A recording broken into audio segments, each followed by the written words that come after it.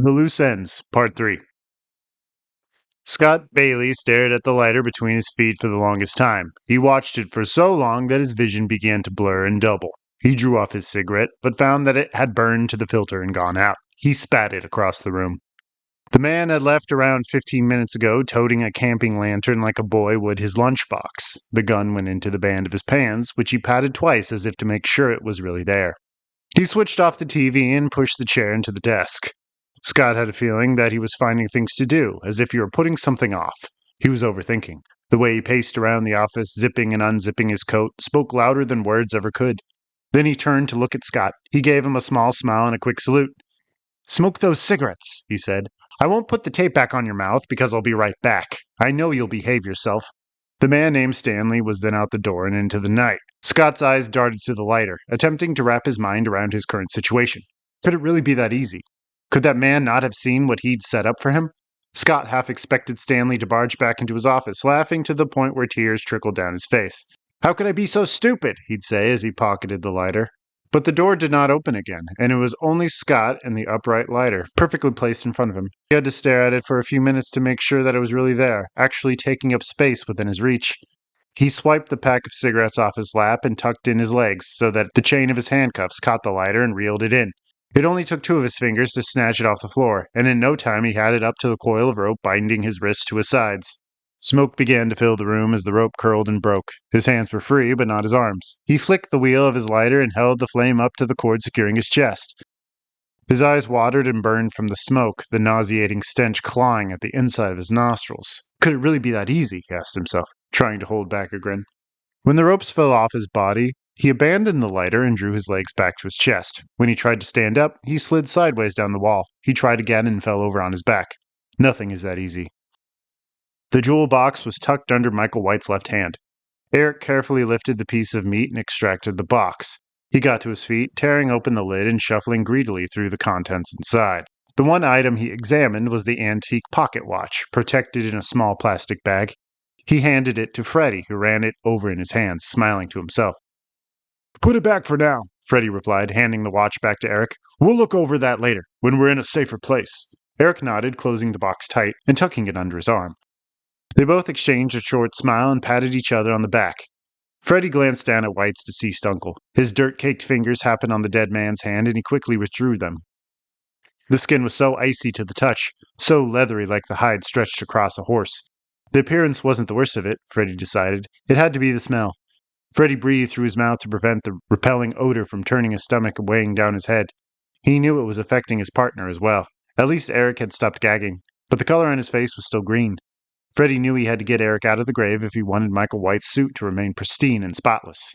It was Freddie's every intention to respect the dead.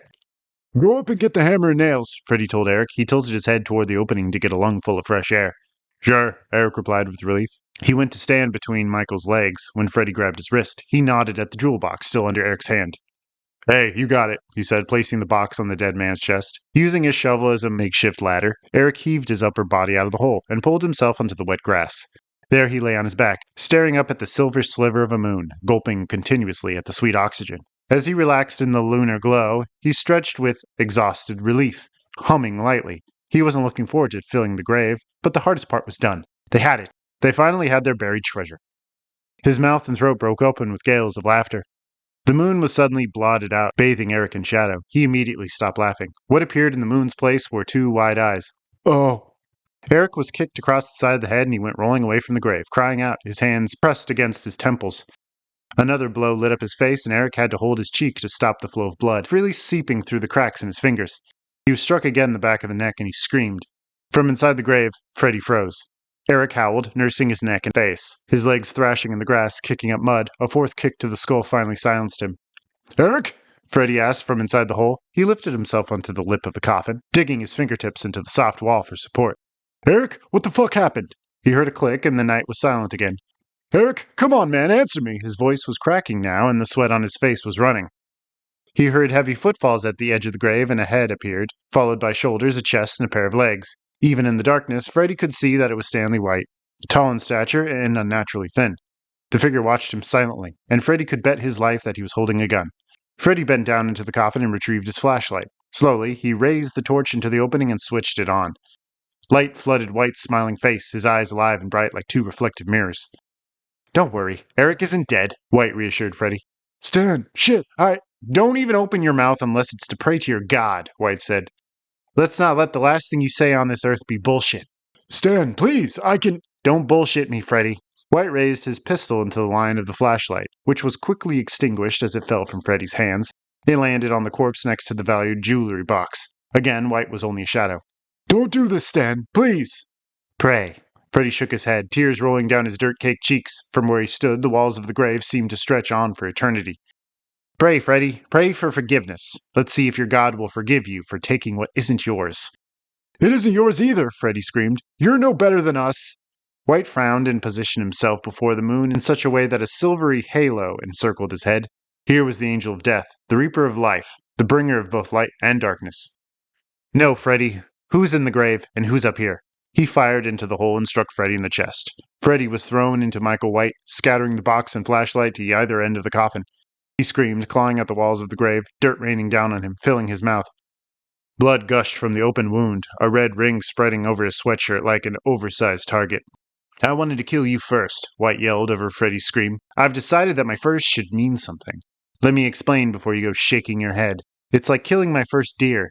I don't want to start with the small doe at her mother's side. No, I want the bull, with the glorious rack I can hang on my wall as a trophy. You can sympathize with that, can't you? Eric is nobody. He means nothing to me. You, on the other hand, are something special. I could have even killed the guard, but no. I left the best for first. White chuckled and glanced over his shoulder to make sure Eric was still out. Did you hear any of that? Tell me, do you agree with what I just said? Freddy only gurgled blood, kicking his legs wildly. White nodded. I think I've made my point. This time he shot into Freddy's skull. When he turned around to take care of Eric, two hands pushed him hard against the chest. Eric was crouched at White's feet, face full of blood, teeth bared in a deadly snarl. White teetered backward, one arm whirling in a tight circle, while the arm joined with the gun swung south. Before he plummeted into the grave with his uncle and best friend, he blew a hole in Eric's swollen face. He landed on both sets of legs. His lower body smashed the lid of the coffin, snapping it into two separate pieces. His head cracked the jewel box, the pieces spilling out over Freddy's open chest. He lay still for some time, his vision a swirling blur of darkness. The moon spun in the sky, leaving milky white trails of light. When he was finally able to move his arms and wiggle the toes inside his sneakers, Scott Bailey was just opening the door to his office. Scott hobbled outside into the night, the cuffs taking a fresh bite out of his ankles with each tentative hop. He glanced to his left and then to his right, and the only detail he could discern in the dark was the faint glint of light from his keys, still protruding from the open gate. He turned his back to the cemetery and joined the gravel path, to begin his slow progress down the hill. He could see the parking lot at the bottom, where his car and one other vehicle were parked. The street adjoining the lot was desolate. A pale glow washed over its center from a lone streetlight. All these articles were like toys from his place at the top of the hill, which might as well have been a mountain for Scott, given the chains fastening all four of his limbs. He feared there wasn't a lot of time left, judging by the gunshots in the graveyard. There was more than one, possibly 4 shots total. Scott knew that the 2 men were now dead. He was sure that the men in ski masks didn't have weapons of their own, or they would have showed them off inside the office. Maybe they used Stanley's gun against him, but that seemed even more far-fetched. They were gone, and soon Stanley would have to come back for him. Why did he leave me alive? I know he planned to kill me, so why didn't he shoot me when he had the chance? He thought to himself. Near the bottom of the hill, he tottered forward and struck the gravel path, hands outstretched. His wrists buckled and he slid the rest of the way down on his stomach, the handcuff shredding the skin on his arm and snapping the other. His shirt tore open, gravel and dirt collecting into fresh gashes on his chest, and the left side of his face was reduced to a bloody mess. When he skidded to a stop at the underside of the rise, he was lost in a cloud of dust. He rolled off his wounded arms and stomach, sobbing loudly. Then he dared to look at his broken wrist, and his stomach turned when he saw that his hand was barely hanging on by a string of flesh. He's going to come back, he thought. He has to come back for me. That's when he bit his lip and rolled over onto his stomach. He began to crawl. White was sitting up now, holding his head, while he reholstered his weapon. The jewelry box was completely totaled. None of the pieces were inside of the box, thank God. They were scattered across Freddy's chest, each item in their own individual baggie. He collected the items in his hands and inspected them under the moonlight. They were all there. The pieces he had only seen a few times before, set behind a glass case at his grandfather's house, were now in his hands, in his possession. He couldn't help but smile. He quickly and carefully slipped the items into his inside jacket pocket. Gripping the lips of the coffin, he pulled himself away from the bodies. Before attempting to stand, he rested his back against the grave wall, massaging his legs, while testing and prodding all the sore spots. It didn't look like he broke anything, but his shoulder cried out each time he tried to lift his arm. His fingers scoped out the source of pain on his scalp, and they cupped the egg-sized lump residing there from impact with the cedar box. He wasn't particularly worried about that. He was concerned for the antiques. In the pale light, they all looked in order, but what about once he was home under a lamp? The next issue at hand was getting out of the grave. With a deep breath, he got back on his feet, and he was surprised to see that he could easily balance his weight. With one last look at Freddy draped over the corpse of his uncle, White used the upright shovel to lever himself. He could only operate his right arm due to his throbbing left shoulder, but it was really all he needed. His fingers dug into the soil above his head as he planted his left foot on the handle of the shovel. He tried all his weight on it before heaving himself out of the coffin with one push of his leg. He was able to peek out of the hole, desperately clawing at the soft grass with his one good hand. He punched the toe of his free shoe into the wall a few inches above the handle, and shoved off with that leg, dragging the rest of his upper body into the night. Eric lay just to his right, face down, his knees tucked under him and hands sprawled out before the edge of the grave as if he were in the middle of a Muslim prayer. A pool of his blood was still seeping out over the grass. White limped around the body, planting one of his heels on Eric's tailbone, and pushed. Eric slid forward, his arms dangling over the lip of the hole before his entire body tumbled over. There was a tremendous crash and dust rose into the air. White peered into the grave. He couldn't see his uncle at all under the collection of fresh bodies. All he could make out were a pair of dusty black dress shoes pointing up at him. He gathered his lamp, switched it on, and placed it beside the open duffel bag. Rummaging inside, he found a box of nails, a crowbar, and a couple of hammers. Obviously, they meant to seal the coffin again, but White couldn't see himself taking the extra time. The lid was pulverized anyway. He threw the bag into the hole and stripped off his jacket. Without a moment's hesitation, he strode over to the shovel and tossed in his first scoop of earth. When he went back for his second, his head raised, the shovel rolled out of his hands, and his eyes widened. He took his lantern and hurried for the front gate, his fingers going for his pistol. His able arm held up the lantern, which bobbed with each hurried step. He didn't tear the gun out just yet. He only placed his fingers on its grip, taking comfort in the warm burn from its last shot. He broke out of the cemetery and stopped. The door to the office was lightly swinging in the wind. Light flooded out of the doorway, shining a spotlight along the gravel path. White stopped for a moment to poke his head inside, and the first thing that struck him was the smothering perfume of smoke. In the corner was a simple coil of rope. His temperature rose and his teeth gnashed. Fire, much like the flame from a lighter, was igniting in his eyes. This time, when he clenched his fist, it was around his gun. White took off down the gravel path, heart pounding and his breath raspy and harsh. Sudden relief washed over him. The night watchman was at the bottom of the hill, just crawling into the parking lot. He must have heard Stanley's approach because he turned his head. Scott began to scramble over the asphalt, screaming at the top of his voice. White took off down the hill, but his feet tangled together and he went over. He fell on his lantern, which shattered under his weight. He slid down the gravel path, his gun skidding away from him into the high grass. At the bottom, he rolled to a stop, one side of his shirt torn to shreds and his arms out at his sides. White stirred briefly, muttering inaudible words under his breath. He was able to levitate his head, and through the dim screen of darkness, he could see the white of the guard's socks vanish behind Freddy's car. With a grunt, he rolled over onto his stomach, then onto his back. He continued this until he touched pavement, and he got on his hands and knees, attempting to stand. Scott Bailey slid behind a parked car, his hand over his mouth to stifle his heavy breathing. He heard a heavy grunt, and there was the shuffle of feet. At first the steps were dragging and inattentive, but they soon evened out. Scott spotted his car, which floated in his blurred vision like a mirage. He felt the bulge of his keys in his hip pocket, and he suddenly couldn't wait any longer. He had no way of defending himself, so he wasn't going to lurk in the shadows, hoping to God he would remain unseen. No, he wasn't going to linger so that he may die. He was going to do the only thing he could process in that short, heated moment. He was going to run. Scott bolted to his feet, using the car as leverage. He hopped forward, sneaking a look over his shoulder. The man was limping toward him, his teeth bared. And now that he had spotted Scott, his mouth morphed into a smile. Stanley whooped like a dog, pointing a blood-stained finger at Scott's back, as if aiming a fake gun. Scott's car was maybe 10 yards away, and his hands were reaching for it, fingers extending to their maximum length.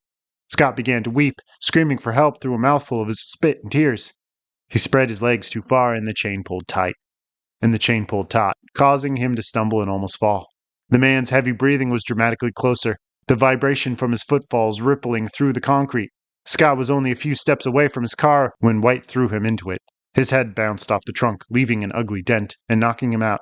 White gave a tremendous battle cry as he picked the guard up by the scruff of his neck and threw him back into the cold steel, which crumpled like tin. White let the man hit the concrete as he gathered himself, leaning against the trunk. He bent down to check Scott's pulse and saw that he was still breathing.